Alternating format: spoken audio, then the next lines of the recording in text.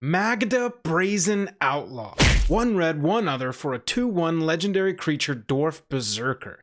Other dwarves you control get +1/+0. Whenever a dwarf you control becomes tapped, create a treasure token, and you can sacrifice 5 treasures at instant speed to search your library for an artifact or dragon card, put that card onto the battlefield, then shuffle your library. Wow, we have got some instant speed reactions to this new legendary from Kaldheim, and the video starts right now.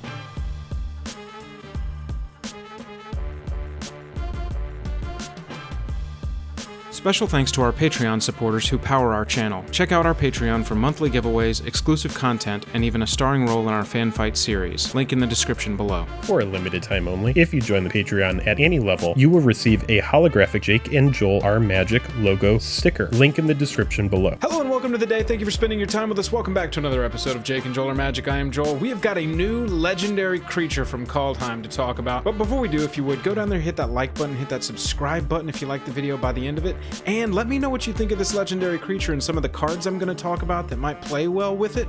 Let's get into it. So you saw in the opening, Magda, Brazen Outlaw, a red and 1 for a 2/1 Dwarf Berserker that does so much cool stuff. We get a front-loaded anthem for dwarves, we get to create treasure tokens when dwarves are becoming tapped, and at instant speed we can go get artifacts or dragons from our library and put them straight onto the battlefield. This card has a lot going for it for such a cheap commander, just 2 mana. It also has some very cool showcase art. I'm very excited to see where the rest of this Nordic themed set goes with its art. So as I was reviewing Magda, I've got some initial impressions, how I would maybe start building it as a commander deck, and some commanders that it could go in the 99 of and be a very powerful contributor. Let's look at those cards. So immediately when I'm reading this card, I start thinking, okay, treasure, dragons, this is going to be super dope.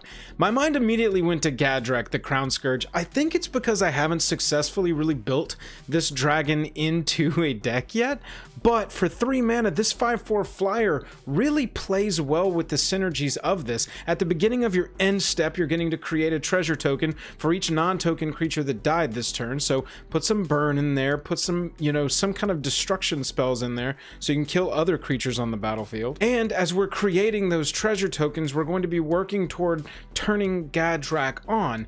Is it the most powerful thing? No, but it did come to mind first, and so I wanted to put it in the video. Obviously, the most powerful thing that comes to mind first is Dockside Extortionist, right? This is a card that when it drops down, it's very likely going to give you those 5 treasures so that you can sack those 5 treasures, go search your library for an artifact or dragon, put it right onto the battlefield, y'all, at instant speed. You can go get Blightsteel Colossus. I'm just throwing that one out there because I just thought of it. I didn't even put it in this video. This is such an instant speed reaction to this card, but it's got me really excited. Instant speed, EOT, go get your Blightsteel Colossus, dump it onto the battlefield, start swinging and eliminating opponents. I mean, for a mono red commander, this I think actually has some potential. Obviously, we're going to want to look at cards like Brass's Bounty, 7 mana. For each land you control, create a colorless treasure artifact token. That's an excellent way to keep our entire store of treasure up. We've also got Trove of Temptation for 4. Each opponent must attack you or a planeswalker you control with at least 1 creature each combat if able, which under some circumstances can actually work to our benefit if we've got big enough blockers. And at the beginning of your end step, you get to create a treasure token passively. That's exactly what we want to be doing, is somehow keeping our board filled with treasure. If we can get an attacker going, we've got Prying Blade for 1. It equips for 2. The equipped creature is going to get +1/+0, and whenever equipped creature deals combat damage to a player, we're going to get to create a treasure token. Just more treasure tokens. So that last part of Magda, search your library for an artifact or dragon card, we start going, all right, which dragons are we gonna want to go get, baby? Obviously, there's a lot of fantastic artifacts in EDH that are beautiful targets, and we can talk about those in the comments below. But for this one, I wanted to start looking at dragons that we can go get for free. Immediately, my mind went to Kite Tyrant. 6 mana for a 6/5 flying trampler. When it deals combat damage to a player, gain control of all artifacts that player controls. So if we're able to go get this at EOT, we're going to be able to start swinging that next turn when we untap. And when it does trample over or attack really whoever, we're going to collect all of their artifacts. And we also get a passive win the game ability on this dragon. At the beginning of your upkeep, if you control 20 or more artifacts, you win the game. That seems like the exact dragon that we want to put in this deck. We can also go get Steel Hellkite. Steel Hellkite is an artifact and a dragon, so either one works here. And this is just sort of like the OG dragon that can go in any EDH deck, right? 6 mana, 5/5 flyer, 2 mana to give it fire breathing, and then X, destroy each non-land permanent with converted mana cost X, whose controller was dealt combat damage by Steel Hellkite this turn. That's an excellent dragon to go get, but we can do better on the mana. Utvara Hellkite, if I'm pronouncing that correctly, is an 8 mana 6/6. It's a fantastic dragon, but it's 8 cost. And so some decks are going to end up cutting this when they're like, let's whittle down from, we'll whittle out some of the 1-drops, we'll whittle out some of the really, 8, 10 mana cards. But Hellkite, if we can cheat it in for 5 treasures, whenever a dragon you control attacks, create a 6/6 red dragon creature token with flying. So we can start getting this dragon tribal thing going. Maybe even think about putting Lathless in here. That's going to help you with the dragon tribal theme if we're just going to go treasures and dragons. Now, that first ability on Magda, other dwarves you control get +1/+0. What about some dwarves that are really good in mono red? Torbrand, Thane of doing a lot of damage. 3 red, 1 other, 2/4, Dwarf Noble. If a red source you control would deal damage to an opponent or a permanent opponent controls, it deals that much damage +2 instead. Torbrand has just been a bane in Constructed. Let's put him into an EDH deck that takes advantage of dwarves, takes advantage of playing mono red, and will help us from that angle. We can also run cards like Dwarven Blast Miner. It's very, very easy to destroy, but for 3 mana and a tap, we're going to be able to destroy target non-basic lands. Obviously, like I said, being a 1/1, it's not going to, withstand a ton of pressure, but these are the sort of dwarves that I would be putting in the deck to take advantage of that +1/+0, and whenever a dwarf you control becomes tapped. Dwarven Blast Miner has a tap ability, so we don't have to attack with it. That's pretty excellent. But also when I'm looking at dwarves, I'm looking at Dwarven Recruiter as well. 3 mana for a 2/2, and this one goes and gets any number of dwarf cards, reveal them, shuffle your library, put them on top in any order. This is a late game draw, great late game draw, because you're just going to be able to fix the top of your deck with any dwarf that you want. Go get your Torbrand once you've got a huge field. Go get your Dwarven Blast Miner and blow up that opponent's Cabal coffers. Get it out of here. The dwarf and the treasures and the dragons, it's such good synergies that I really think might play well together, especially considering that the commander is only 2 cost.